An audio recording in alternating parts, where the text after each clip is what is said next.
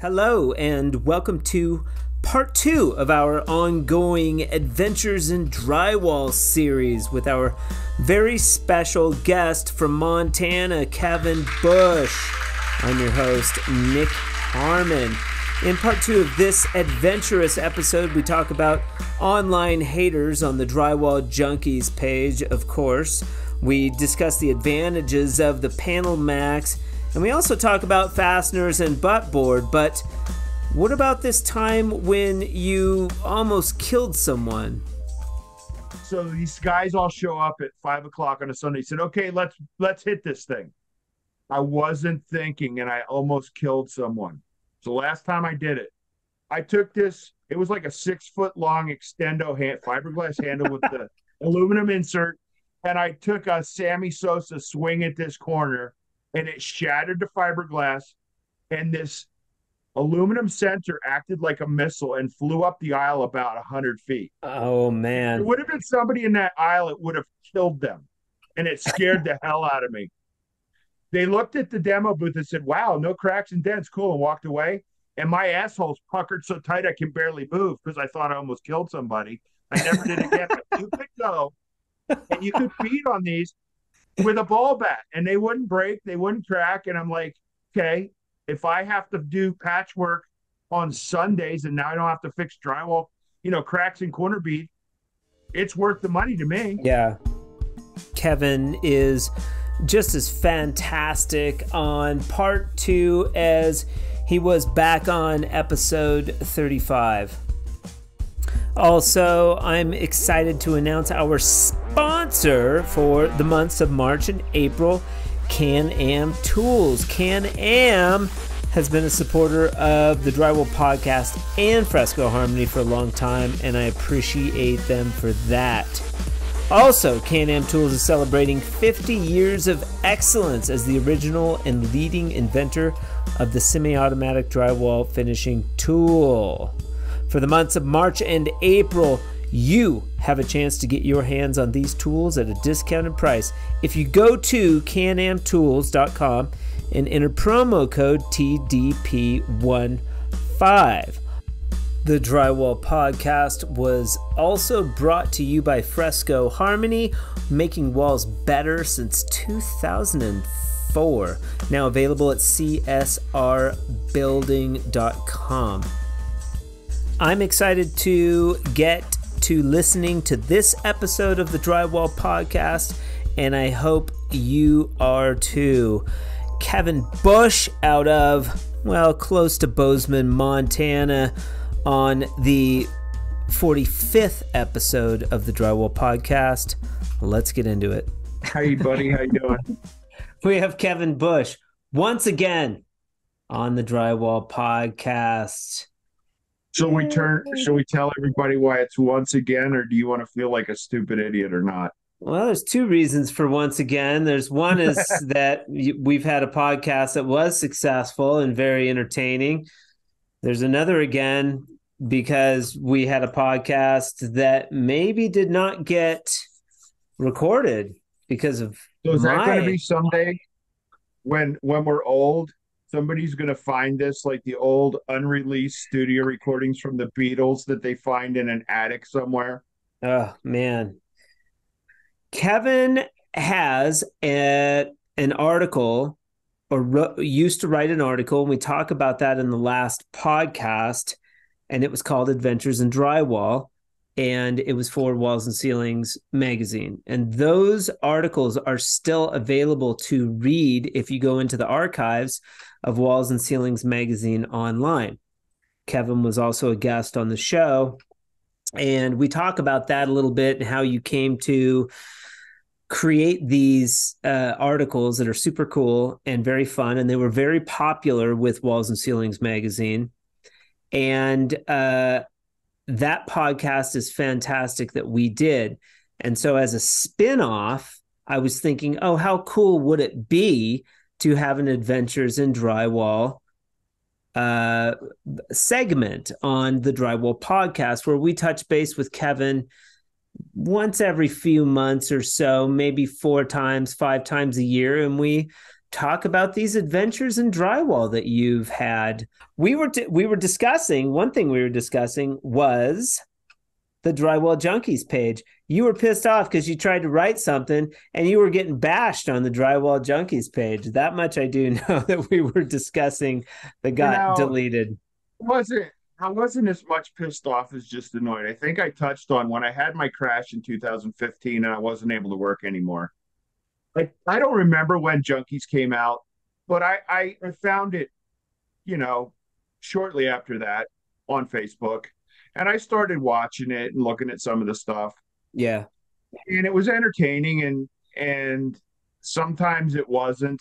You know, it seemed like a lot of keyboard warriors drinking White Claws in their mom's basement, blasting people about Mm-hmm. stupid stuff.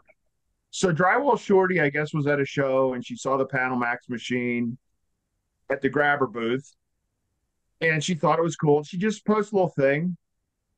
And for some reason or other, I felt the need to just respond and say, hey, I worked for the company when we brought that technology over from Europe. And yeah, it's not right on every job, but on certain jobs, it can really save you some time and money. And I gave an instance of a big church that got done down in Atlanta. And the contractor actually had one of these tables set up on the job site with a guy making profiles all day long. And he didn't want anybody to know what he was doing because he wanted it to be a secret. Explain really quick to our listening audience what the Panel Max is exactly and why that's different than doing hanging drywall the normal way. Well, if you've got a job like this church had a bunch of big, huge tray ceilings, and they had like instead of wood beams going every 8 feet or whatever, they had drywall coming down.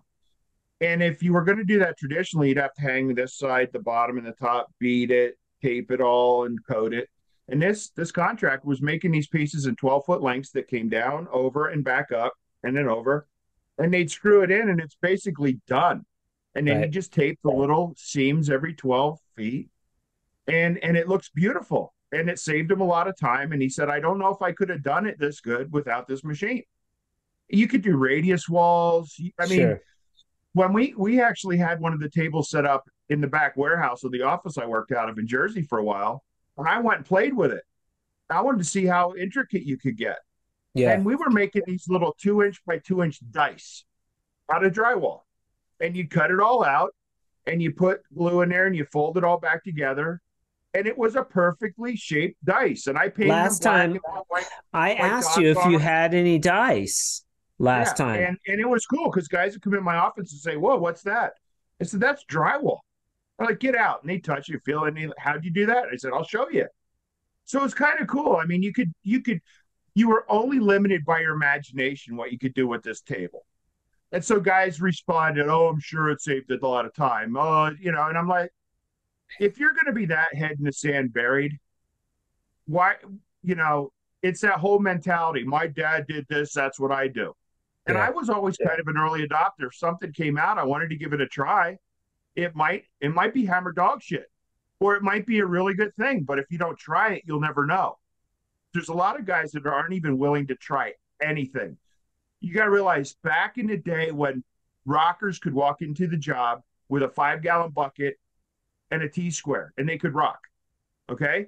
Back when it was nails. Then the builders wanted screws. I had rockers say, I'm going to quit. I'll never drywall again. Now I got to get a generator and cords and screw guns. And I'd be like, really? You're going to quit your job over you have to use screws instead of nails? I never got that mindset. Okay, maybe it's a little more work and you have to spend a little more money, but is it that big of a deal? You know? Yeah. Yeah. So I thought it was a cool machine. And I haven't been involved with Grabber for a long time, but I saw it. Drywall Shorty went and looked at it. She thought it was cool. And I guess I won't respond to anything anymore because I am an old dinosaur whose opinion doesn't matter. So I'll just watch from afar like I have been for years and let all these guys that are much smarter and tougher and good looking or whatever, Yeah. let them at it. But luckily, I've recognized the value in your dinosaurness, and I'm exploiting it here on the Drywall Podcast. So whether those guys like it or not, they're going to have to listen to you. I mean, that's if Well, they they don't want to have to listen, watch this. They don't have to watch it. they have to They say, watch. oh, that's that old guy. We don't want to hear what he has to say. That's that old dinosaurs talking about that weird thing with the thing when they cut the back Yeah. of the drywall. Yeah, it's a love hate, and kudos to Kayla as well for we talk a little bit about her experience early on with the junkies. She like pushed through that adversity early on. Imagine being like, a woman in the trades trying to make your way, and you got all these guys like just bashing you. I watched that in real time when Kayla started posting her videos, and I thought she was cool. Chris and I would talk at night, and he says, "Man, I'd love to go finish a house with her." I said, "Me too." She was cool, and she was a good mechanic. She did good work. Yeah. And basically, I never took offense at her coming back at guys because she was just giving what they were taking. She was giving it back to these guys saying, "Oh, you're not really a finisher. You're on your husband's job or your boy." What? And I liked that she went back at him because she's like, "No, here, watch, I'll do it." And so I Yeah. watched that in real time, and I enjoyed it. Yep, I'm proud of the women for pushing through that in this trade, Absolutely. especially. Absolutely. And then we dove into, we could talk about the Panel Max a little bit more. I was like, I've seen it at shows. And again, it's a specialty situation where if you got a bunch of soffits, you've got a bunch of like linear footage where you need to rip square corners. I think it's the cat's meow, in certain Not only situations. that, my friend, I have a really good friend in Canada named Roger McQueen. He was the Toronto grabber man when I worked for Grabber. And I Okay. go up there 2, 3, 4 times a year and spend a week with him. And we got to be great friends. We still talk probably 3, 4 times a month on the phone. His son bought one of these machines and set it up in a warehouse. And he made profiles for guys all over Toronto. The drywall yard was delivering board right to his shop, and he was making the profiles. They were putting it back on the truck, and they were delivering to the jobs. Remind me later, he sent me a bunch of pictures of profiles his son made. It'll blow your mind the different things he did. That when these guys got done hanging them, it was, I mean, going from this to this to this, all the whole gamut of what you can, like I said, you're only limited by your imagination. I've seen some cool stuff with those panel maxes, man. Some of those really ultra tight radiuses inside radiuses and stuff without, wasting the time of like wetting the back of the board, Right. breaking it and all that stuff. So there's definitely use for it. It's obviously gaining in momentum a little bit. I think there's a couple different companies now that have those types of systems, right? I don't know. All I know is when it came over originally from Germany, the people came over and we had a big meeting down in DC at our branch down there. And they brought a machine in, set it up in a conference room, and they were going to demonstrate it. And I'm looking at this router table and I'm going, they're going to run that in this office. And I'm expecting to see dust just go everywhere, right? So I was sitting back Yeah. kind of smirking, going, this is going to be good. And when they turned it on and it was zero dust and we ran it all day, I think it was called Magicon back then when it was coming over from Germany. And they all spoke German. I think we had to have a translator. One guy kind of spoke broken English. And they had such an efficient, how German, they talk about German engineering. They had a German vacuum hooked up to this thing that had an automatic cleaning thing that would clean the filter. And you'd hear this thump every once in a while. And I said, "What's that thump?" And they said, "Oh, that's the filter cleaner." Special thanks to Kevin Bush for joining us on the Drywall Podcast today. I really enjoyed the conversation and I appreciate your time. The Drywall Podcast can be listened to on your favorite platforms like Spotify, Apple Podcast, Podbean, and also YouTube.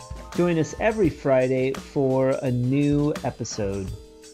Shout out to Can-Am Tools for sponsoring the Drywall Podcast throughout the months of March and April. Can-Am Tools, industry-leading tools that help professionals around the world save time and money. Now you have the opportunity to get your hands on these amazing tools at a discount if you go to cannamtools.com and enter promo code TDP15. The Drywall Podcast was also brought to you by Fresco Harmony, making walls better since 2004. Now available online at csrbuilding.com.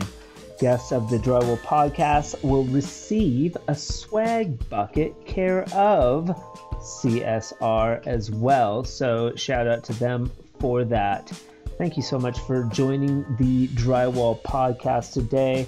I sincerely appreciate it. I hope you have a fantastic rest of your day. And remember, keep drywalling.